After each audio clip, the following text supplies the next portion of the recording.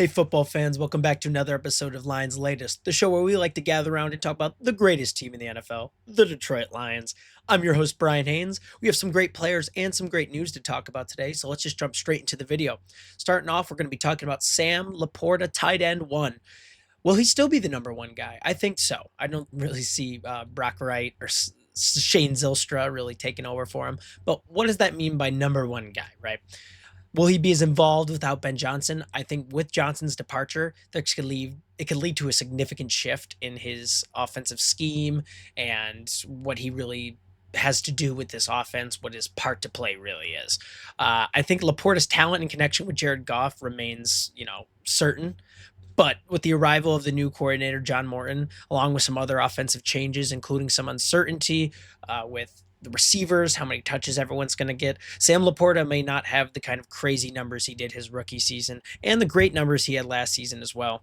I think Jamison Williams has really replaced him as that quote-unquote wide receiver two position. Sam Laporta was always the tight end one, but when we didn't have a solid significant wide receiver too, Laporta was getting those touches, and that's what we really saw in his rookie season. So let's talk about his stats real quick.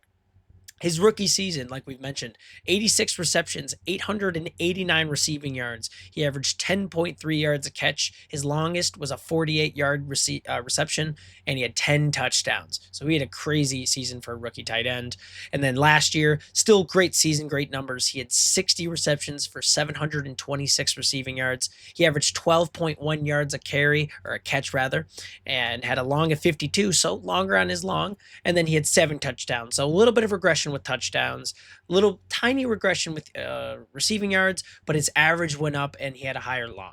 What does that say to me? That says we had Jamison Williams being a very much integrated part of the offense. Tim Patrick's arrival later in the season definitely had something to do with that. We had a more solid wide receiver 3 to throw to, but not to mention we also had Jahmyr Gibbs really getting a higher workload and getting some receptions as well. It wasn't always, okay, is Sam Laporta open? Nobody else is open. Jahmyr Gibbs was an option. St. Brown was honestly just getting crazy amounts of targets as well.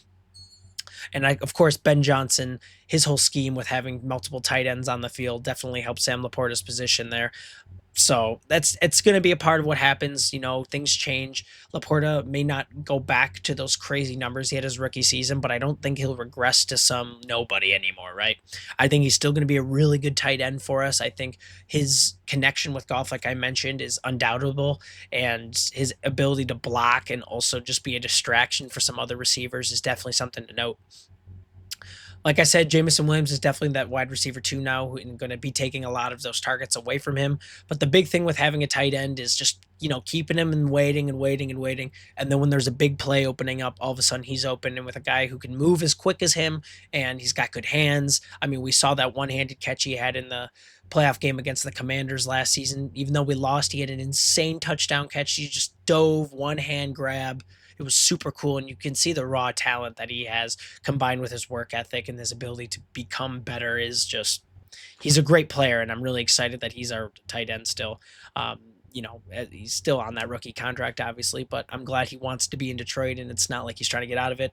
Just got married this offseason, so things are going up for Sam Laporta right now, and I think he's going to take that into this upcoming season.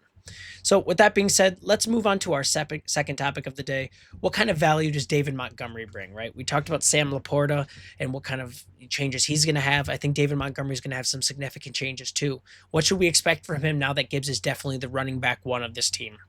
I think David Montgomery is still expected to maintain a significant role in the Detroit Lions backfield, likely as a strong complement to Jahmyr Gibbs rather than how it was before. While Gibbs is considered the lead back, Montgomery's production and touchdown rate are valuable and projected to be going up, even with potential changes under a new offensive coordinator. John Morton, who, like we know, prioritizes passing. He was the passing game coordinator over in Denver. While his primary strength is not receiving, I think Montgomery's numbers could see a slight increase because of this reason alone.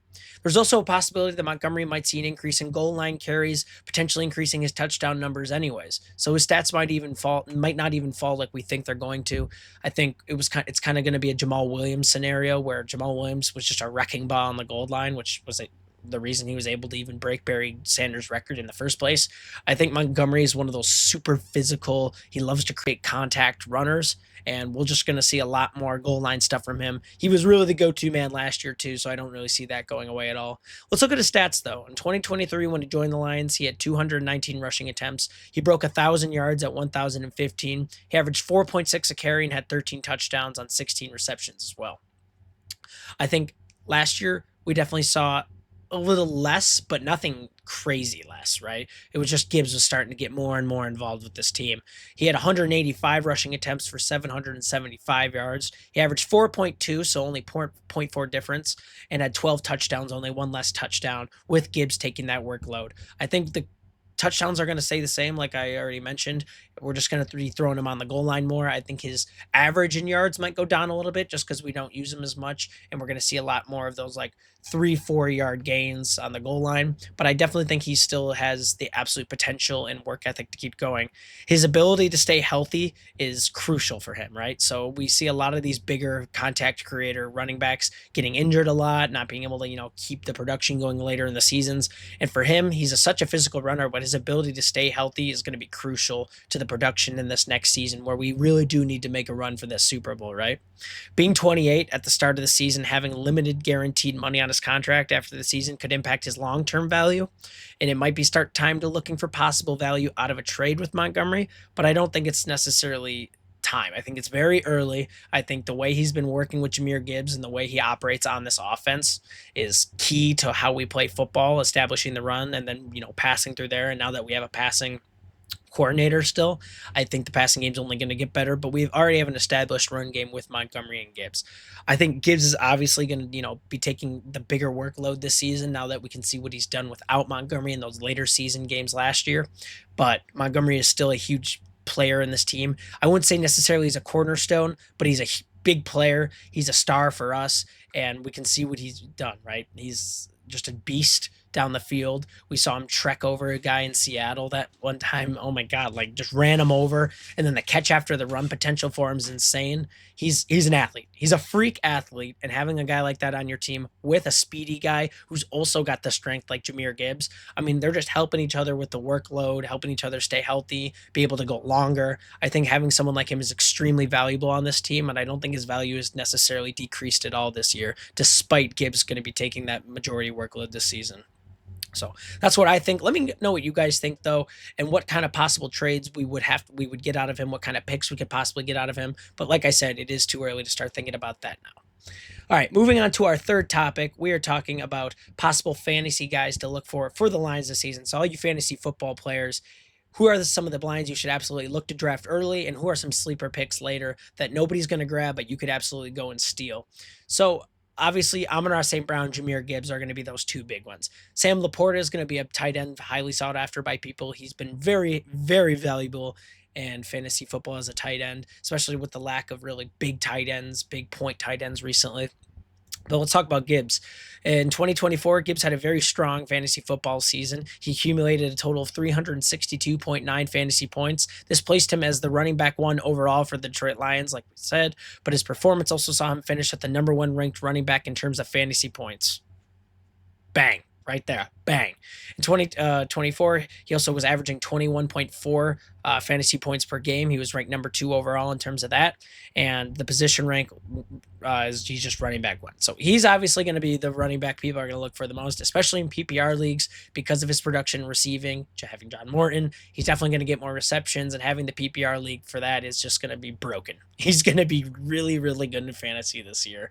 And now that he's getting more and more touches, he's going to even be better than he was last year. It's what's going to happen. Saquon Barkley, Derrick Henry, guys like those are absolutely great when it comes to, racking up yards and racking up touchdowns, especially big yard touchdowns. But we saw Jahmyr Gibbs flashes of his big yard touchdowns as well, and he's just going to get more receptions than either of those guys. That's what I think about him. Amon-Ra St. Brown in that receiver position. He's a reliable fantasy football asset. In 2024, he finished as wide receiver 3 in PPR leagues. He averaged 18.6 points per game. He's also a target hog, like we like to talk about. Jared Goff and him have that crazy reception or receiver to quarterback connection. We talked about that in one of our last videos, and I think that has to do a lot with fantasy football and going hand in hand there. Since fantasy football PPR leagues, you get a point per catch. Having a guy like that is really good. We saw stuff like that from Cooper Kupp that one season, where Cooper Kupp was just a receiving, demon. You get enough catches, and then especially for St. Brown, gets the catch, bang, you got a point, and then St. Brown's a big yards after the catch guy. He's definitely going to be someone to look for this year in the draft. He's also been he recorded 105 catches in each of his last 3 seasons, and I don't see that going down at all, especially with him being the slot receiver, really good hands, always gets open, but he can still make those catches in pressure. I think he's going to be someone to absolutely look for. And then he's got a career high 12 touchdowns this last season. So I can only see him getting better from that or keeping that pace. And that's really good fantasy points for guys who need a wide receiver 2, maybe a wide receiver 1 if you fall farther down in that first round, depending on how many guys you got in your league. Like for me, I'm in a 14-person league, so St. Brown is definitely one of those valuable people if you're further down there. And then let's talk about some other guys to look for. Jamison Williams is definitely going to be a wide receiver 2, possibly flex position spot to look for, since he's getting those more touches and he's been consistently healthy since his injury. He's definitely going to be a steal in some drafts. Like people aren't going to look for him, and you guys or some other people are going to see him and go, "Oh yeah, he could be a bench guy, or he could be my flex spot for sure." He's Jamison Williams. The big thing to note about him is he's got the long touchdowns. Like he gets going, he gets those long stretches of yards into a touchdown. And if you're playing in league with bonuses, JMO is going to be one of those guys that can randomly get you 25 points out of nowhere. He could be deciding factors for certain weeks, right? If you're losing by like a chunk, you're like, oh, I only have 2 more guys playing. JMO could be the guy that gets you that huge chunk you need. I think that's something else to keep in mind. We also use him on run plays, the sweep plays. So rushing yards is definitely still a thing for him. I mean, when he gets a touchdown, he gets a big touchdown. And I think that's a good thing to have in a flex player, especially in bigger leagues too. So keep your eyes out for JMO. He's not someone to be slept on. Besides that, David Montgomery is going to be a solid backup running back / running back 2. We already kind of talked about him a bunch and what his production is going to look like. And then Jared Goff. Jared Goff was kind of a sleeper last season, and I had a couple buddies draft him, and he actually worked out pretty well. He had a career high 37 touchdowns and a best completion rate of 72.4. So he's getting plenty of passes out to guys, ranking up plenty of yards. And he also was a top 10 fantasy football quarterback last season. Like, if you didn't know that, he had a very strong season. His fantasy production was boosted by strong performances by his receivers. The passing game has been really good, and now that John Morton's here and he's going to get Goff all sorts of involved, prioritizing passing, I can only see him getting better, right? And while he doesn't offer much in rushing upside, his efficiency and his touchdown production make him a valuable fantasy asset. Maybe not necessarily your quarterback 1, but an absolutely great bench piece. Or if you do need a quarterback and you got put in a bad position because of an injury, he's one of those guys you can very, very easily pick up in the waiver wire. I think he's definitely going to be someone to look for. And with averaging 19.8 points a game, ranked 7th overall in that, he's definitely going to be a good piece for some teams. So here we go. Fantasy football, just a little, I like fantasy football. So just little tidbits for you guys, some players to look for, and just not to doubt some sleeper picks. Maybe, really upset your friends and you end up getting someone who just pops off on this team. That would absolutely be crazy. Moving to our final topic, I just want to talk about some of our biggest strengths right now. We've covered them in the past few videos, but I just kind of want to recap, talk about before these mini camps, what are really our biggest strengths and what do we need to see just, continue to be great. Our passing game, one, John Morton. I think he's going to continue to improve our passing game. I think our O-line is good right now. We obviously lost some spots, but we're going to learn. We're going to get past it. That's the whole mentality of this team, is just move on and get better from it, right? Team synergy. A really cool thing about this team and why I've loved watching it so much is because we're not losing like key guys every year. Like it's not just, oh, good year and then all right year and all right year and oh, good year. We've been having consistent good years because these guys know each other and we've been playing with each other consistently. And the team's like a family. They got so much great synergy between the quarterback, the receivers, the defense secondary all kind of knows what they want to do. It's really cool to watch and see how excited they get in the locker room. There's not many teams you can say have like that really, really tight bond outside of the game. And, seeing teammates and stuff at each other's weddings and dancing and going out to hang out, like that to me is awesome. Jahmyr Gibbs and David Montgomery being like brothers to each other is amazing to me. It's really cool to see, and I think it's one of our big strengths here. And then finally, I think wanting a Super Bowl this bad after falling so short, after being such a high-powered offense, losing because of some injuries. I think these guys really want to go out and win. And just with that run game being just as good as the passing game, we have the opportunity to. We're not just, we stick to the run and then we pass every once in a while on third and long. I think both run game and pass game are equally fantastic, and it just makes us a scary team to play offensively. I'm excited to see what these guys do. We talked about some of these biggest strengths already with players we've mentioned.